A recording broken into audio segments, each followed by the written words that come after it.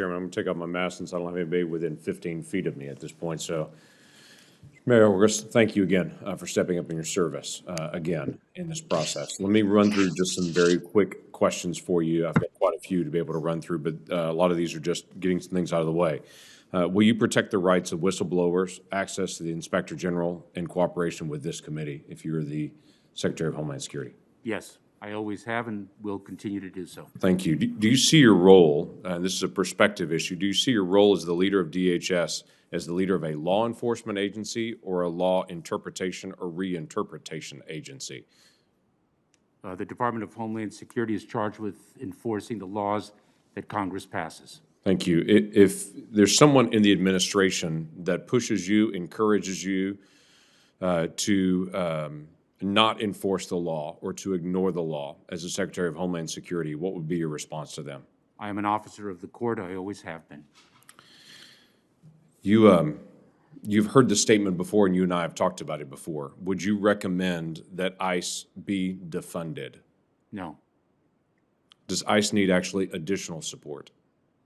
Senator, there I will have to study the condition of Immigration and Customs Enforcement, how efficiently and effectively it is using its resources, and how it is best serving the American public.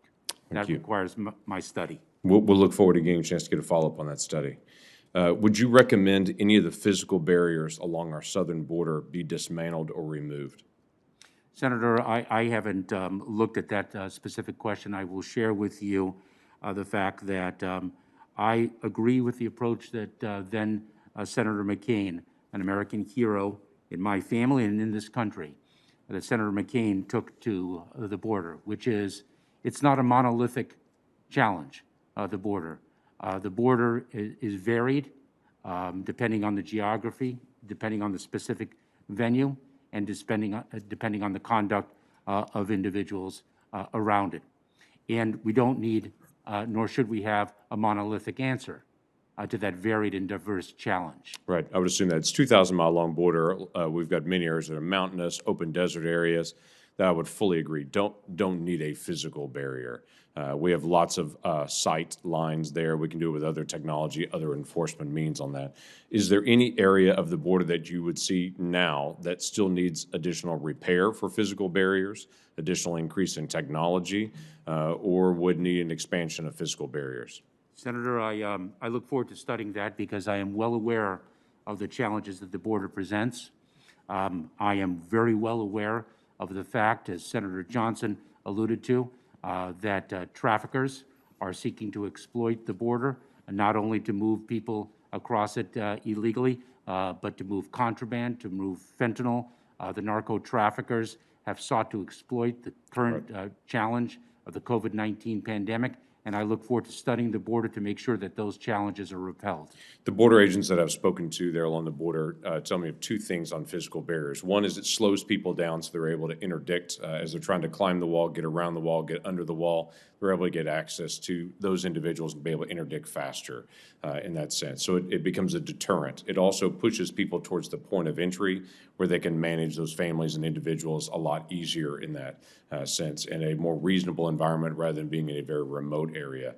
So I look forward to that ongoing conversation. You and Senator Johnson had an interchange back and forth on this very straightforward question. Is economic opportunity a valid reason for asylum? You quoted the asylum statute on that, but I guess the yes or no question on that is economic opportunity doesn't seem to be in the statute as a valid reason for asylum. So I guess the question I have for you still is economic opportunity a reason that should be added to it? It's not there. Do you believe it's there? Senator, I'm a lawyer by profession, so I take a look at the laws and I enforce them as both a lawyer and as a law enforcement officer for nearly 20 years of my career. When one speaks of economic opportunity, what does one mean? Just generally an opportunity to make a better living? If that is what you are referring to, that my understanding is that that does not a legitimate asylum claim make. And that's our understanding of the law as well. And it seems a pretty plain reading of it, that if someone is coming to increase their economic opportunity, obviously almost any country in the world, any city you live in the world, there's improved opportunities in the United States. And we're grateful for that in the United States. But just saying, hey, you don't have a lot of economic opportunities where you live doesn't mean you open up our borders for asylum claims, or to say we're going to somehow release you into the United States and debate it.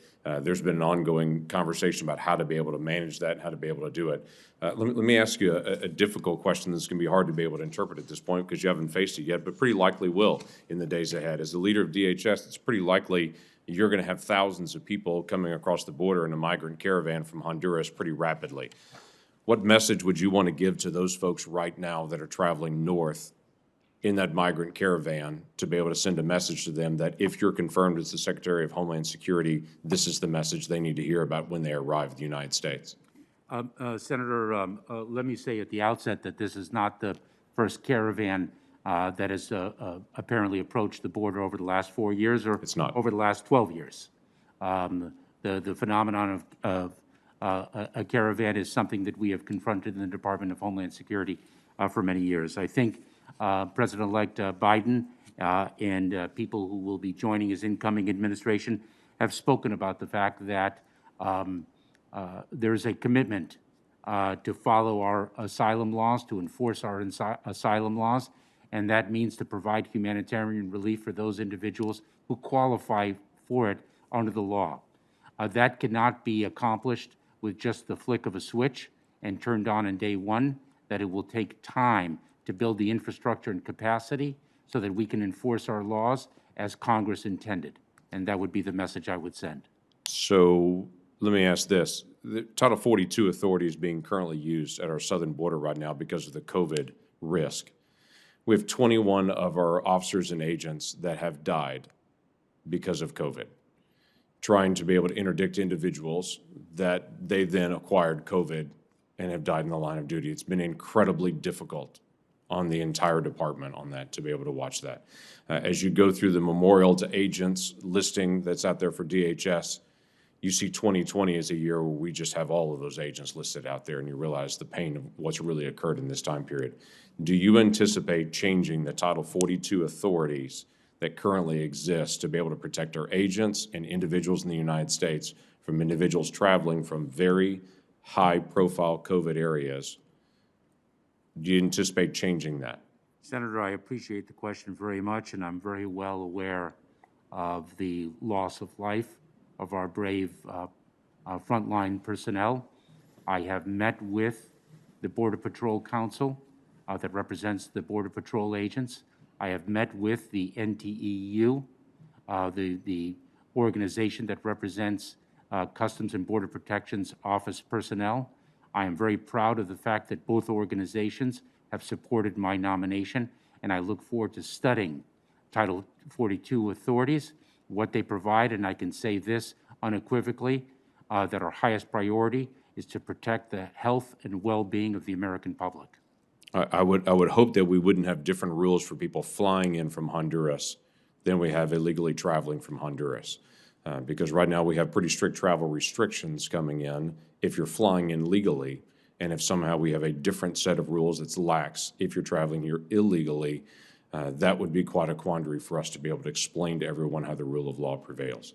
So thank you for stepping up. There is a lot to be able to do, and I look forward to our ongoing conversation. Thank you, Senator. Senator